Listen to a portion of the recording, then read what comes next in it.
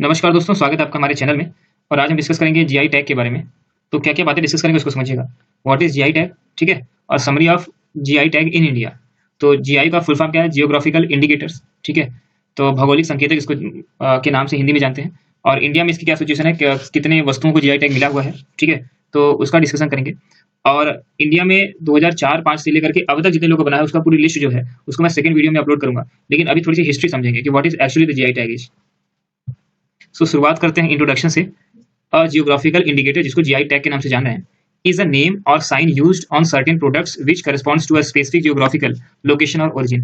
कहने का मतलब है कि किसी भी देश के अंतर्गत अगर हम भारत की बात करें तो भारत देश में किसी विशेष क्षेत्र में अगर कोई विशेष खाद्य सामग्री हो गई, एग्रीकल्चरल प्रोडक्ट हो गया, तो ऐसा कोई सर्टेन प्रोडक्ट है, ठीक है? तो उसको लोकेशन के ओरिजिन की वजह से अगर कोई स्पेसिफिक जियोग्राफिकल लोकेशन है, उसकी वजह से कोई पहचान दी जाती है, तो उसको जियोग्राफिकल इंडिकेटर के नाम से जानते हैं, ठीक है? और ये किन बेसिस पे होता है? टाउन के बेसिस पे होता है, रीजनल बेसिस पे होता है और कंट्री के बेसिस पे होता है, ठीक है? इंटरनेशनल लेवल पे एक्चुअली क्या होता है, जैसे मान लीजिए कि दार्जिलिंग की चाय है, ठीक है? तो उसकी एक विशिष्ट पहचान है, उसके भौगोलिक क्षेत्र की वजह से, ठीक है? उसके लोकेशन की वजह से एक विशिष्ट उसकी पहचान है, विशिष्ट स्वाद है और उसके लेवल पे उसको लोग एक पहचान के तहत लोग खरीदते हैं। तो इस तरह की वस्तुओं को जीआई टैग दिया जाता है। India as a member of World Trade Organization enacted the geographical indications of goods registration and protection Act 1999। जैसा कि आप जानते हो कि इंडिया जो है आपका वर्ल्ड ट्रेड ऑर्गेनाइजेशन डब्ल्यूटीओ का एक सदस्य है, एक मेंबर देश है। तो इस वजह से जब डब्ल्यूटीओ ने जीआई टैग लॉन्च किया तो उसके बाद इंडिया ने भी अपने तरीके से 1999 में आपका GI of goods registration and protection act 1999 लाया and has come into the force with effect from 15 सितंबर 2003। तो ये एक्ट जो है आपका 15 सितंबर 2003 से, ठीक है, अपने फोर्स में आया और 2004-5 में पहली बार किसी भी वस्तु को जीआई टैग इंडिया में मिला था। वो था आपका दार्जिलिंग की चाय।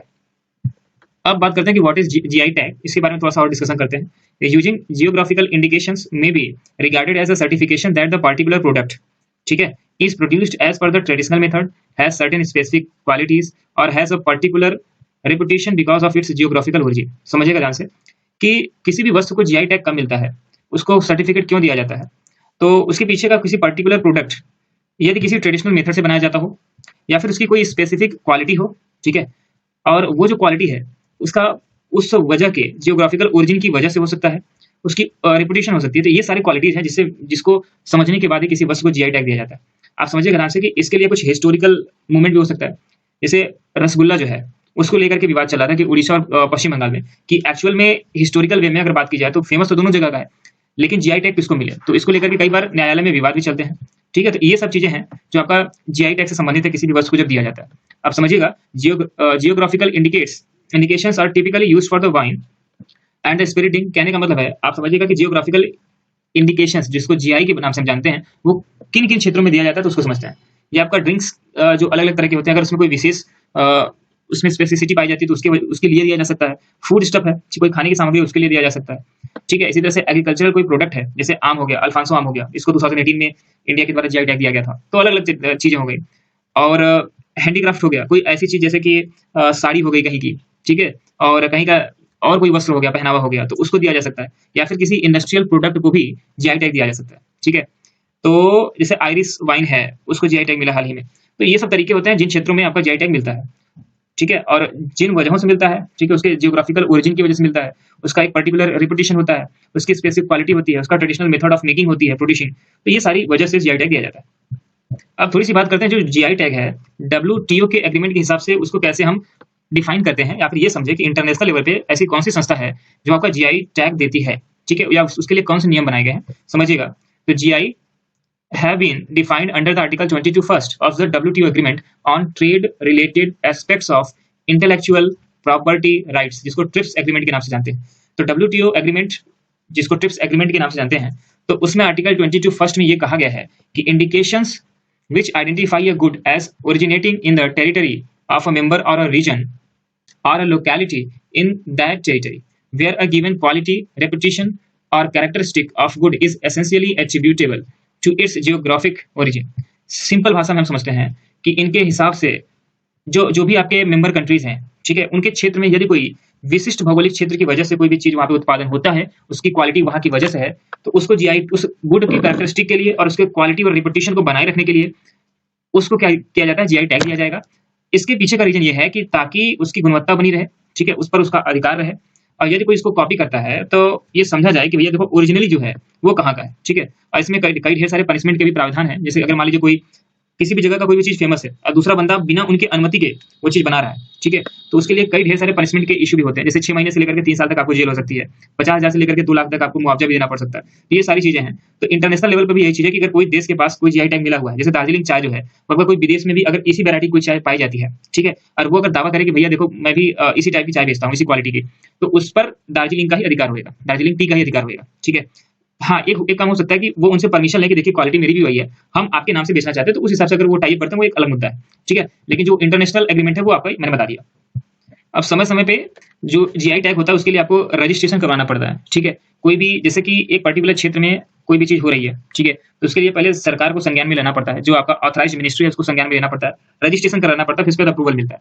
तो जो जीआई टैग है वो सबसे पहले जो होता है, ठीक है, वो आपका जीआई टैग इंडिया में जो मिला था 2004-5 में, first GI tag Darjeeling tea को मिला था। एक और बात पढ़ते हैं कि GI tag ensure that none other than those registered as authorised user are allowed to use the popular product name. कहने का मतलब है कि जीआई टैग पहले उनको एक लोगो दिया जाता है, अगर वो लोगो देकर के आप समझ जाते हो कि हाँ भैया ये वाली चीज यहाँ की है, ठीक है। जैसे कि मैं फिर से दार्जिलिंग की बात कर रहा हूँ, दार्जिलिंग टी की बात कर रहा हूँ, तो जब आप उसको खरीदोगे तो आपको वहाँ उसका लोगो दिख जाएगा, ठीक है। आप नेट पे सर्च भी कर सकते हो कि इसका लोगो क्या है। इसके बाद बात करते हैं कि अभी एक रिसेंट डेटा है, ऐसा नहीं है कि इसके बाद कुछ जीआई टैग नहीं मिला है, ढेर सारे जीआई टैग मिले हैं। लेकिन एक एग्जांपल के लिए मैंने कहा, जैसे कि government has allotted GI tag to the 4 new products from the 3 different states in August 2019। एक पर्टिकुलर मंथ में ही यहाँ पे 4 प्रोडक्ट्स को आपको जीआई टैग मिला है। इंडिया में इसमें जो मैं रिकॉर्ड कर रहा हूँ तो लगभग 361, ठीक है, लगभग 361 प्रोडक्ट्स को जीआई टैग दिया जा चुका है, ठीक है। और हर साल इसकी स्टैटिस्टिक्स बदलती है, ठीक है, जितने लोग रजिस्टर कराते हैं उसके बेसिस पे होता है। अब थोड़ी सी बात करते हैं कि इससे रिलेटेड इंटरनेशनल लेवल पे या इंडिया लेवल पे कौन सा एक्ट हुआ था या फिर कौन सी ऐसी लॉ कमिटी है, ऑर्गेनाइजेशन है जिसके तहत इसको जीआई टैग दिया जाता है, समझिएगा। So geographical indications are covered as a component of intellectual property right. जैसे प्रॉपर्टी राइट होता है ना, तो इसी तरह से आईपीआर एक तरह से आईपीआर का कंपोनेंट के तहत इसको कवर किया जाता है, जीआई को भी। ये माना जाता है कि ये किसी विशेष व्यक्ति की प्रॉपर्टी है, विशेष क्षेत्र की प्रॉपर्टी है, under the Paris convention for the protection of industrial property. इसको पेरिस कन्वेंशन जो हुआ था कि प्रोटेक्शन ऑफ इंडस्ट्रियल प्रॉपर्टी, उसके तहत इसको आईपीआर के अंतर्गत रखा जाता है, उसका कंपोनेंट माना जाता है। एट द इंटरनेशनल लेवल, अगर अंतरराष्ट्रीय स्तर की बात करें तो GI is governed by the world trade organisations agreement on the trade related aspects of the intellectual property rights.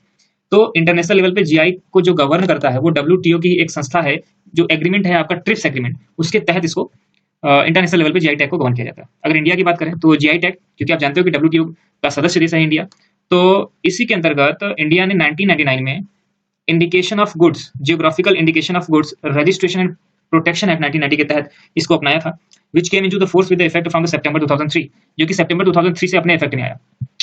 अब थोड़ी सी बात करते हैं कि क्या क्या बेनिफिट्स अगर किसी पर्टिकुलर प्रोडक्ट को जीआई टैग मिलता है, तो समझिएगा बहुत से ढेर सारे बेनिफिट्स होते हैं, लेकिन कुछ बेनिफिट्स को यहाँ पे हमने मेंशन किया है, उसको समझिएगा। Legal protection to the product, कहने का मतलब है कि कोई भी दूसरा आदमी उस नाम से उस प्रोडक्ट को नहीं बेच सकता, तो एक लीगल रूप में एक प्रोटेक्शन मिल जाती है, ठीक है। Prevents unauthorised use of GI tag products by others.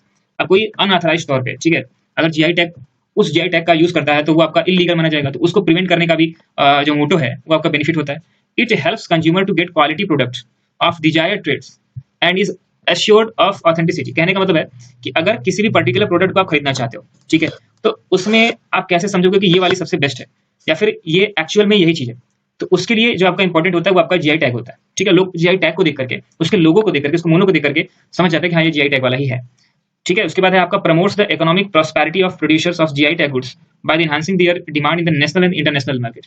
कहने का मतलब है कि अगर जीआई टैग वाला कोई सामान है, ठीक है, तो उसके प्रोड्यूसर जो होते हैं वो आपका इकोनॉमिक आर्थिक तौर पे समृद्ध होते हैं। कैसे? क्योंकि आप जानते हो कि इसको नेशनल और इंटरनेशनल लेवल मार्केट पे इसको उतारा जा सकता है। जैसे अल्फांसो आम की बात करें, तो ये जब जीआई टैग के अंतर्गत आया तो इसका नेशनल और इंटरनेशनल लेवल पे ये आपका डबल हो गया, ठीक है, इसका एक्सपोर्ट डबल हो गया, तो इसकी डिमांड डबल हो गई। अब थोड़ी सी बात करते हैं कि भारत में जिन वस्तुओं को जीआई टैग दिया गया है, थोड़ी थोड़ी डिस्कशन उनकी करेंगे। जैसे एग्जांपल के लिए मैं बात करूं कि एक डिस्प्यूट चल रहा था surrounding the origin of rasgulla, ठीक है, तो ये आपका पॉपुलर डिजर्ट है, ठीक है, एक मिष्ठान की श्रेणी में आता है आपका रसगुल्ला, जो कि ईस्टर्न इंडिया, जो आपका पूर्वी भारत है, वहाँ का एक मिष्ठान है रसगुल्ला, ठीक है। तो इस पे आपका वेस्ट बंगाल और उड़ीसा दोनों क्लेम करते थे कि भैया ये जो डिजर्ट है वो हमारे स्टेट के हिस्ट्री से बिलोंग करता है या फिर जीआई टैग हमको मिलना चाहिए। तो by winning a GI tag, each state is looking to promote its own cultural and regional jingoism over the other। तो ठीक है, तो मैंने एक आपको एग्जांपल दिया कि इस तरह की घटनाएं चलती रहती हैं, ठीक है। तो कभी कभी जब आपका मामला इस तरह से पेचीदा हो जाता है कि जिसमें स्वामित्व की बात आ जाती है कि आखिर ये एक्चुअल में किसका है, तो उसके केस में आपका कोर्ट में जाता है मामला। फिलहाल समझते हैं कि जैसा मैंने पहले भी बताया कि सितंबर 2019 तक जीआई रजिस्ट्री जो इंडिया में है, लगभग 361 प्रोडक्ट को रजिस्टर्ड किया जा चुका था। और इसमें से कर्नाटक विद 45, कर्नाटक में अब तक जब से जीआई टैग शुरू हुआ है 45 गुड्स या फिर वस्तुएं कह लीजिए, उन पर जीआई टैग लग चुका है, ठीक है, उनको रजिस्टर किया जा चुका है, has the largest number of GI tag in India. और ये इंडिया के जीआई टैग के रजिस्ट्रेशन का सबसे बड़ा नंबर है, ठीक है, किसी प्रदेश के लिए। तो ये क्वेश्चन आपसे एग्जामिनेशन में पूछ सकता है, इसलिए मैंने इसको शामिल कर दिया। अब थोड़ी सी सिग्निफिकेंस बात करते हैं कि जीआई टैग का सिग्निफिकेंस क्या है, तो इसको मैं एक एग्जांपल से भी आपको समझाऊंगा। तो समझने की कोशिश कीजिएगा कि जीआई टैग लगने से, GI indication right facilitates those who have the right to use the indication to prohibit its use by the third party.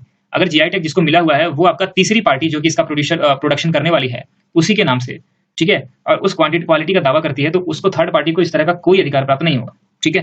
पहली चीज, एक एग्जांपल लेते हैं, जैसे आपका दार्जिलिंग जो जियोग्राफिकल इंडिकेशन के अंतर्गत आता है, जीआई टैग मिला हुआ है उसको टी को, तो वो आपका उसके विशेष भौगोलिक क्षेत्र की वजह से मिला हुआ है। और यदि कोई थर्ड पार्टी उसमें कहे कि मेरी भी चाय जो है वो आपका इसी तरह की गुणवत्ता को रखती है, लेकिन वो दार्जिलिंग की तो नहीं है ना, जब तक वो अथॉरिटी उनको नहीं मिलती वो आपका जीआई टैग के श्रेणी में नहीं आते, ठीक है, चाहे वो कितना भी दावा करे। अब लास्ट में एक बात और करना चाहूंगा कि रूरल डेवलपमेंट में इसका क्या इफेक्ट पड़ता है, ठीक है, जीआई टैग का रूरल डेवलपमेंट में क्या इंपैक्ट पड़ता है इसको समझिएगा। क्योंकि आप जानते हो कि हमारा देश एक डाइवर्सिफाइड है और अलग अलग जगहों पे उसकी अलग अलग विशेषताएं हैं, ठीक है, और अलग अलग वस्तुएं पाई जा सकती है जिसका कुछ हिस्टोरिकल कुछ लेना देना हो सकता है। समझते हैं, supply chain is structured around a common product reputation. अब इससे क्या होता है कि increase and stabilise the price for the GI products. अगर कोई भी जीआई मार्क वाला प्रोडक्ट है, ठीक है, तो उसकी प्राइस जो होती है वो आपका इंटरनेशनल मार्केट तक में भी स्टेबल होती है, तो उसको एक स्टैंडर्ड प्राइस में रखा जाता है और एक बढ़ी हुई प्राइस होती है। फिलहाल तो वो अन्य की अपेक्षा थोड़ा सा बढ़ी रहती है, उसकी प्राइस भी अच्छी होती है, बट इंटरनेशनल मार्केट पे स्टैंडर्ड प्राइस पे बेची जा सकती है। अब distributed through all the level of supply chain adds value. आपने एक टर्म सुना होगा, supply chain mechanism, supply chain structure. उसके बेस पे जैसे कि एक पहली बात आपका, जैसे मान लीजिए कि दार्जिलिंग चाय की बात कर रहे हैं, तो वो आपका बागानों से होते हुए पहले उसको रिफाइन किया गया, उसको पैकेट में बंद किया गया, फिर इसके बाद उसको बड़े मार्केट में उतारा गया, फिर इसको इंटरनेशनल मार्केट में उतारा गया। तो ये आपका सप्लाई चेन होता है, ये आपका कॉन्सेप्ट होता है, उसको समझिएगा। तो इसका एक standard level of supply chain mechanism जो आपके जीआई टैग प्रोडक्ट होते हैं उनके लिए लागू हो जाता है, ठीक है। तो इसमें कई रिसोर्सेज आपके ऐड होते चले जाते हैं, जैसे कि कुछ लोग को एम्प्लॉयमेंट मिलती है, बहुत सारे लोग इसमें इन्वॉल्व होते हैं, और एक आपका सुटेबिलिटी भी रहती है, प्रोडक्ट वाइज भी सुटेबिलिटी होती है। Natural resources can be preserved on which the product is based. और जो नेचुरल रिसोर्सेज होते हैं वो भी आपका प्रिजर्व किए जा सकते हैं जो कि प्रोडक्ट से बेस्ड होते हैं। Preservation of traditions and traditional expertise. अब जो भी आपका परंपरागत जो आपका तरीका होता है, जैसे कि रसगुल्ला बनता है, तो उसको जीआई टैग जिस वजह से मिला, तो उसके ट्रेडिशन, उसको परंपरा को भी बनाए रखा जा सकता है इसके माध्यम से। Tourism can be boost. अब जैसे कि लोग थोड़ा सा अट्रैक्ट होंगे यार कि दार्जिलिंग चाय जो है वो इतनी फेमस है, तो चलो वहाँ पे घूम के आते हैं, तो अगर उसके आसपास के क्षेत्र में वो घूमने आते हैं तो वहाँ जरूर जाएंगे, तो एक टूरिज्म को भी बूस्ट मिलता है, ठीक है। तो ये बेसिक आपका रूरल डेवलपमेंट इंपैक्ट है जो कि जीआई की वजह से पड़ता है। जीआई का जो आपका लोगो है वो कुछ इस तरह से दिखता है, यहाँ पे देख सकते हो कि इंडिया की तरफ से अतुल्य भारत की अमूल्य निधि नाम से, और ये आपका जीआई का टैग है, ठीक है। तो आप कहीं भी देखते हो तो आप पहचान जाइएगा भैया कि ये लोगो जो है वो आपका जीआई वाला ही है। भारत के नक्शे के माध्यम से मैं यहाँ पे आपको दिखा दे रहा हूँ कि पूरे इंडिया में किस तरह से state wise number of GI registered in 2019 में जितने रजिस्टर्ड है हुए, ठीक है, उनकी बात करेंगे। तो जीआई रजिस्ट्री आपका 2019 में कुछ इस तरीके से हुआ। यहाँ पे आप देख सकते हो कि 7, 8, 0, 0, 1, 14, 26, 10, 15, 30, ये सारी चीजें भी यहाँ पे आप देख सकते हो। हर साल इसकी जो स्टैटिस्टिक्स होती है ना वो बदलती रहती है रजिस्ट्रेशन की। अब जो रजिस्ट्रेशन प्राप्त हुआ 2019 में जीआई रजिस्ट्री, तो उसके हिसाब से एक स्टैटिस्टिक्स बनाया गया। उसमें ये देखने को मिला कि सबसे अधिक रजिस्ट्रेशन जो आया है वो आपका एग्रीकल्चरल गुड्स के लिए आया है 109 के आसपास, आपका फूड स्टफ के लिए आपका 17 आया है, हैंडीक्राफ्ट के लिए आपका 209 प्रोडक्ट्स को रजिस्टर्ड कराया गया, और मैन्युफैक्चर्ड जो भी गुड्स थे उनके लिए 24 है, और जो नेचुरल गुड्स हैं उनके लिए 2 है। ये नंबर ऑफ जीआईस जो आपका रजिस्टर्ड हुए 2019 के अंतर्गत, उसकी यहाँ पे नंबर्स दिखाए गए। अब यहाँ पे देखिएगा कि annual number of GIs registered in India 2019। अब जिनको हर साल रजिस्टर्ड करने के बाद जो इनको जीआई टैग मिला, ठीक है, तो उनका नंबर देखते हैं कि किस साल कितने जीआई टैग इंडिया में को मिले। जैसे 2004-05 की बात करें तो 3 वस्तुओं को जीआई टैग मिला, और 2019-20 की बात करें तो 18 वस्तुओं को जीआई टैग मिला। इसी तरीके से कभी कभी 45, कभी 14, कभी 29, हर साल का अलग अलग है, ठीक है। वित्तीय वर्ष के हिसाब से आप देख सकते हो, जैसे 2004-05 हो गया, इसी तरीके से 2019-20 लेटेस्ट आंकड़े आपसे ही पूछेगा, तो उसके लिए आप अपडेट करते रहना, ठीक है। जिस सन में आप एग्जाम दे रहे हो तो उसके आसपास का जीआई टैग जरूर पढ़ना, ठीक है। और कौन सी वस्तुओं को दिया गया वो भी आपका जरूरी होता है। अब थोड़ी सी जीआई इन इंडिया में अगर समरी बात करें कि क्या क्या समरी है, तो जैसा कि मैंने पहले बताया कि जीआई जो होता है, goods are defined as the aspect of industrial properties which refers to the geographical indication referring to a country or to the place situated within the being country or the place of the origin of the product। जो product जो GI tag के अंतर्गत आता है वो आपके उस particular place of origin को, ओरिजिन जहाँ पे सिचुएटेड है, जहाँ से ये पाया जाता है, जिस कंट्री में पाया जाता है, उसके जियोग्राफिकल लोकेशन की वजह से, उसके क्वालिटी की वजह से पहचाना जाता है, पहली चीज। अब इसको आईपीआर के अंतर्गत रखा जाता है, ठीक है, इसको आईपीआर के अंतर्गत रखा जाता है पेरिस कन्वेंशन के आर्टिकल फर्स्ट के सेकंड पार्ट में एंड 10th पार्ट में, Paris convention for the protection of industrial property जो है, उसमें इसको जीआई कन्वेंशन को कवर किया गया है और इसको आईपीआर के अंतर्गत रखा जाता है। और टिपिकली अगर बात किया जाए, GI tag conveys and the assurance of the quality and the distinctiveness which is essential attributed to facts of its origin. समझिएगा बात को कि जीआई टैग जो है वो आपका एक क्वालिटी को एश्योर करता है, ठीक है। अगर कोई भी वस्तु जिस जगह के लिए फेमस है, उसके कुछ ना कुछ तो क्वालिटीज होती है जिसकी वजह से उसको वो फेमस होता है, तो उसको एश्योर करता है, मतलब आपको ये विश्वास दिलाता है कि हाँ यार ये क्वालिटी जो है एक्चुअल में यही की क्वालिटी है और कोई भी आदमी इसको कॉपी नहीं कर सकता, और उसके ओरिजिन बेस को भी डिफाइन करता है, ठीक है। तो इस तरह से हमने जीआई को कंप्लीटली कवर किया। अब जितने भी फैक्ट्स हैं या फिर जीआई से रिलेटेड जो भी आपका नए फैक्ट्स आते रहेंगे उसको हम अलग वीडियो में कवर करेंगे। इसी तरह के वीडियोस को देखने के लिए हमारे चैनल को आप सब्सक्राइब कर सकते हो। धन्यवाद।